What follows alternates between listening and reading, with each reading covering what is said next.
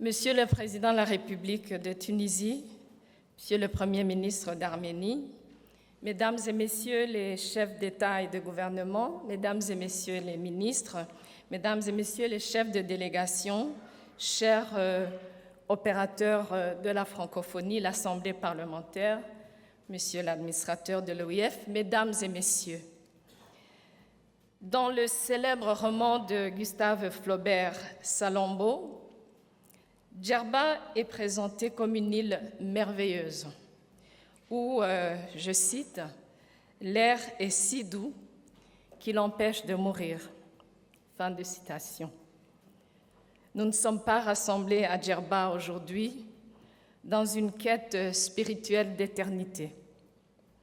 Mais nous sommes ici pour que ce 18e sommet de la francophonie permette d'inscrire de manière effective et significative notre organisation dans l'avenir. Au cours de son histoire millénaire et encore aujourd'hui, Djerba est au carrefour des influences culturelles les plus variées. Elle est par là diverse et plurielle, à l'image de la francophonie depuis ses origines. La francophonie vient de l'idée lumineuse, partagée en 1970, voici maintenant 52 ans, par 4 chefs d'État, 3 Africains et 1 Asiatique, de créer ce formidable instrument de rapprochement entre les peuples, cette organisation internationale de la francophonie. Parmi ces visionnaires figure en bonne place un fils de ce beau pays qu'est la Tunisie, Habib Bourguiba, le père de la nation tunisienne, à qui je veux rendre hommage aujourd'hui sur ces terres. Le président Bourguiba était en avance sur son temps, convaincu des bienfaits de la politique interculturelle, adepte de l'éducation bilingue, engagé pour le progrès du statut de la femme, qui reste encore de nos jours des piliers de la société tunisienne, mais aussi et surtout de la coopération francophone. Il avait d'ailleurs compris très tôt, Habib Bourguiba, l'immense pouvoir de rassemblement de la langue française. N'avait-il pas, dès 1965, devant l'Assemblée nationale du Niger, qualifié la langue de, et je cite encore une fois, « lien remarquable de parenté qui dépasse en force le lien de l'idéologie ». Fin de citation. Il avait précisé, je cite encore, « La langue française constitue l'appoint à notre patrimoine culturel, enrichit notre pensée, exprime notre action, contribue à forger notre destin intellectuel et à faire de nous des hommes, et j'ajoute, et des femmes à part entière. » Fin de citation. En 2020, nous aurions voulu célébrer l'âge de maturité de notre organisation, son cinquantenaire, mais la pandémie nous a obligés à reporter par 2 fois notre sommet. Cela n'a fait qu'amplifier notre volonté de réfléchir à l'avenir de notre organisation, de l'inscrire et de la positionner fermement dans le présent pour mieux l'orienter vers cet avenir. Au moment de mon élection à Erevan, en Arménie, en 2018, la francophonie institutionnelle avait une belle trajectoire derrière elle. D'abord, l'expérience originale de coopération grâce à la langue partagée au service de la diversité et du dialogue des cultures. Elle était devenue une entité plus politique, surtout à partir des années 2000, en plaçant au cœur de son action la promotion de la démocratie et de l'état de droit au service de la paix. Laboratoire d'expérimentation, agitateur d'idées selon l'expression du président Abdou Diouf, ces interventions s'étaient élargies à des domaines de plus en plus variés. notre organisation multipliait les interventions et les projets, la plupart du temps intéressants, novateurs, mais souvent à faible impact, ce qui diluait son importance et sa visibilité. Mon constat, dès mon arrivée à la tête de l'organisation en janvier 2019, a été le suivant. 50 ans après la signature du traité fondateur de Niamey, il devenait urgent de faire évoluer l'action de l'OIF pour la rendre plus pertinente dans un monde multipolaire composé de nombreuses organisations régionales ou spécialisées.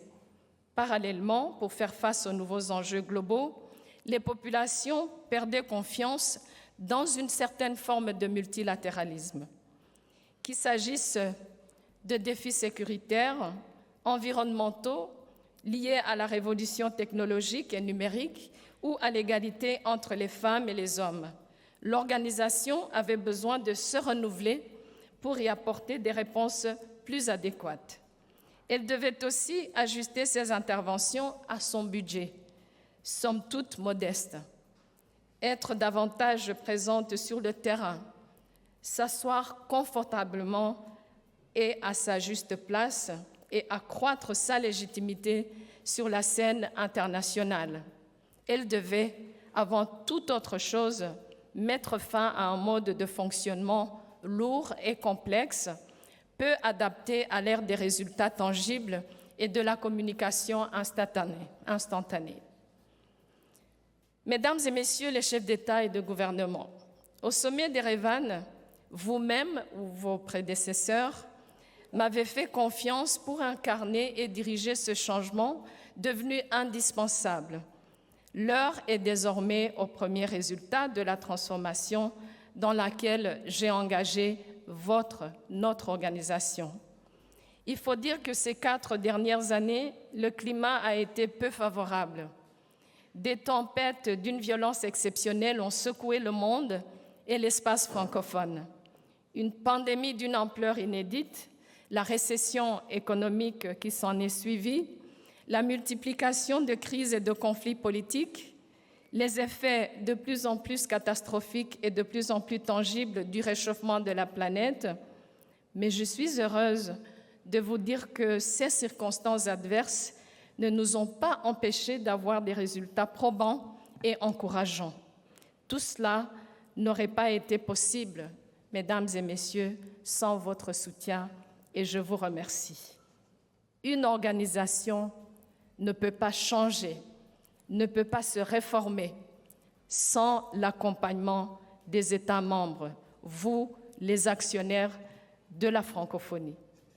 L'OIF, grâce à une action plus resserrée autour de projets phares, centrée sur ce qui fait sa valeur ajoutée, est devenue plus pertinente.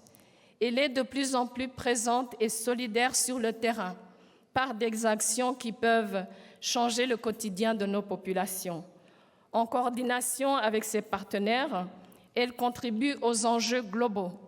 Elle a aussi modernisé ses processus de gestion et de gouvernance pour gagner en agilité et en efficacité.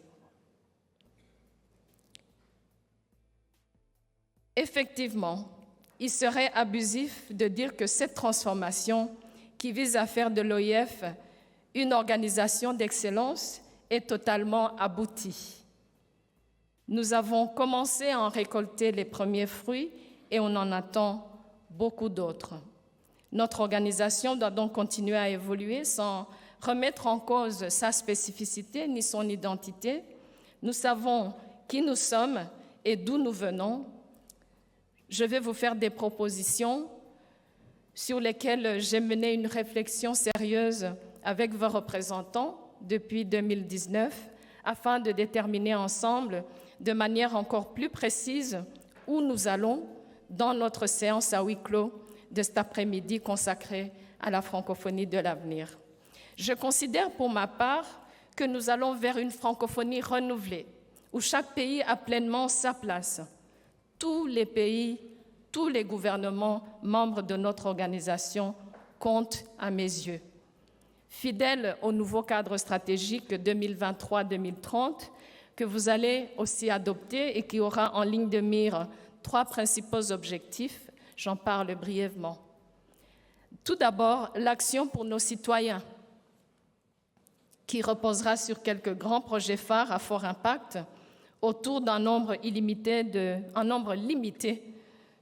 thématiques: langue française, éducation, développement durable, francophonie économique et numérique. J'aurai l'occasion d'y revenir lors de la présentation de mon rapport d'activité dans un instant.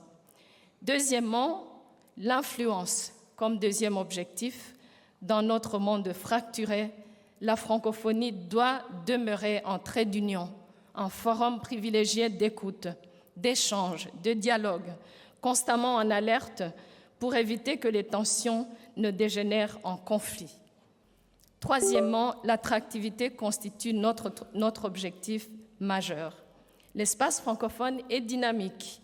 Plusieurs de nos pays membres ont un potentiel de croissance forte et soutenue. Le succès des 2 premières missions économiques et commerciales l'a montré. Il est de notre devoir de mener la bataille pour l'emploi des jeunes de notre espace. Les jeunes francophones nous demandent de contribuer non seulement à leur éducation, mais à leur trouver de l'emploi. C'était l'objectif premier des jeunes que la francophonie, l'OIF, a consulté pendant l'année 2020. Monsieur le Président de la Tunisie, Mesdames et Messieurs les chefs d'État et de gouvernement, nous allons ainsi vers une francophonie plus soudée entre ces États et gouvernements pour l'élaboration de positions communes portées dans les instances de décision internationales au service d'une mondialisation et d'un multilatéralisme repensé, d'un développement plus inclusif, d'une gouvernance mondiale plus équitable. Nous allons vers une francophonie décomplexée. Je me considère comme une francophone décomplexée. Une langue française pleinement assumée par toutes et tous, aux côtés des autres langues. En effet, à part la France, tous nos autres membres ont une ou d'autres langues. C'est cette francophonie-là que nous voulons bien installer dans l'avenir et la rendre plus pertinente. Nous allons vers une francophonie connectée, c'est le thème de ce sommet, qui contribue à la construction d'un espace numérique plus inclusif, vecteur de développement et de solidarité, attentif à la diversité culturelle et linguistique. Nous allons, je l'espère vivement, vers une francophonie avec toujours plus d'ambition, mais aussi de moyens pour les satisfaire. Le destin de la francophonie est entre vos mains. C'est à vous, à nous tous, de donner corps à son avenir ici, dans cette belle île de Djerba, l'île des rêves. Je vous remercie.